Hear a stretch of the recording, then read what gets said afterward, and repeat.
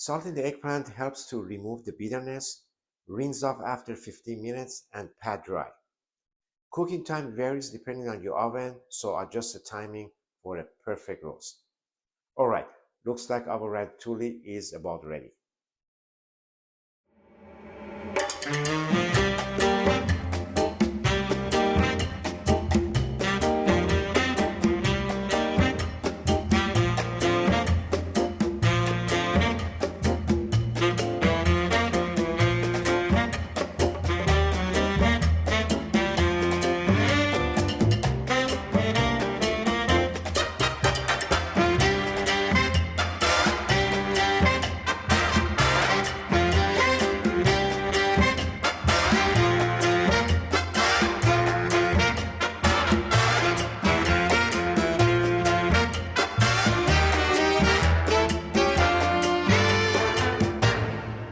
This sheet pan recipe serves 4 and comes in at just 220 calories per serving.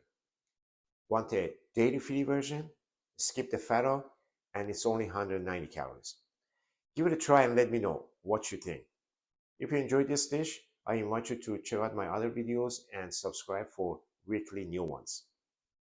Thank you so much for watching, and I look forward to seeing you in the next one. Until then, stay healthy and take care.